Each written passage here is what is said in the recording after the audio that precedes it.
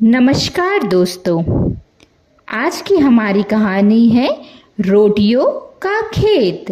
ये एक भारत की लोक कथा है। चलिए आज हम ये कहानी सुनते हैं।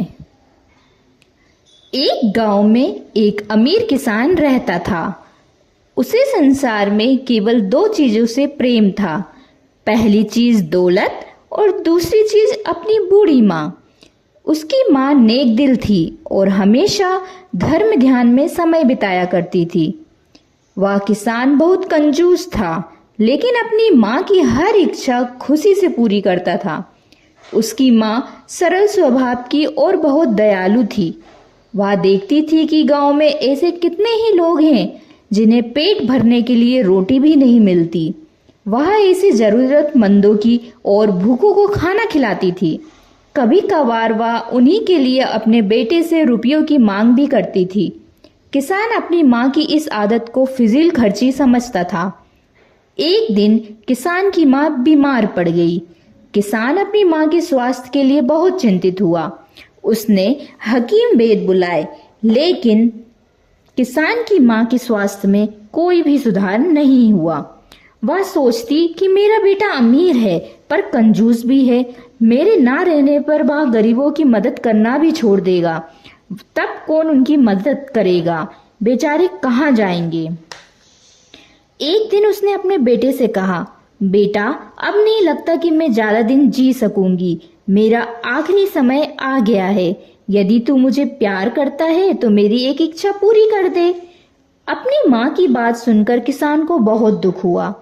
एक तो वह दुख इस बात पर था कि उसकी माँ मर रही थी, और दूसरी इस बात पर वो आखिरी इच्छा में ना जाने क्या मांग बैठे जिससे उसकी दौलत में कमी हो जाए।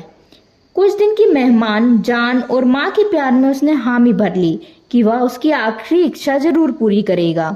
बूढ़ी माँ का चेहरा खुशी से खिल गया। वह बोली, हमारे गांव में कितने ही लोग हैं जो अपना और अपने बच्चों का पेट नहीं पाल पाते हैं। मेरी आखिरी इच्छा यह है कि तुम एक खेत और उसका अनाज गरीबों के लिए दे दो। उस खेत के अन्न की रोटियां पकवाकर हर भूखे और जरूरतमंद को साल भर दी जाती रहें। किसान ने अपने दिल में सोचा, मेरी माँ ने तो कमाल ही कर दिया। भला यह कैसे संभव है? सदा के लिए मेरे एक खेत और उसकी सारी पैदावार से लोग फायदा उठाते रहें। लेकिन वह अपनी माँ के दिल को भी नहीं तोड़ना चाहता था। उसने सोचा कि ऐसी शर्त रखी जाए कि माँ उसे पूरा ना कर सके और वह भी नुकसान से बच जाए।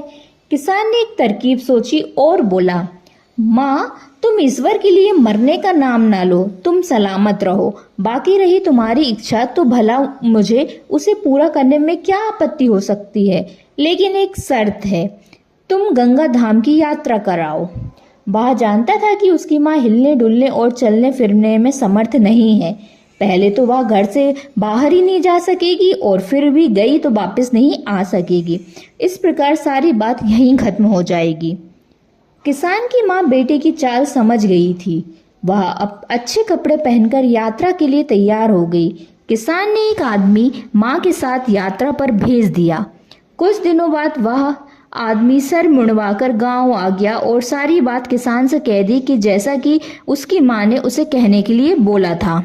किसान अपनी योजना को सफल होते देख खुश हो गया, लेकिन वह आदमी किसान से बोला, अपनी माँ मरते मरते बोली कि मेरे बेटे से कहना कि मेरा वादा पूरा किया, यात्रा पूरी की, अब वह भी अपना वादा पूरा करे। किसान ने अपनी माता का शोक मनाया और उसकी आखिरी इच्छा को पूरी करते हुए एक खेत गरीबों की रोटी के लिए सुरक्षित कर दिया। उस खेत में गेहूं की फसल बोई गई।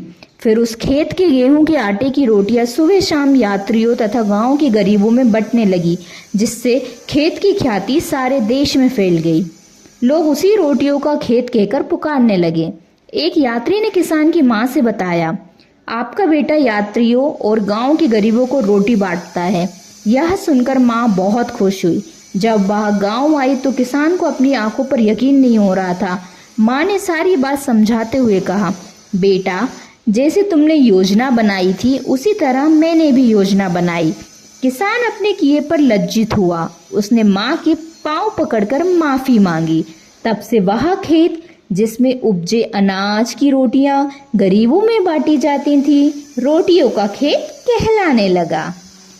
तो दोस्तों, आज की कहानी आपको कैसी लगी ये हमें कमेंट बॉक्स में ज़रूर बताइए और हमारे चैनल को सब्सक्राइब ज़रूर कीजिएगा। धन्यवाद।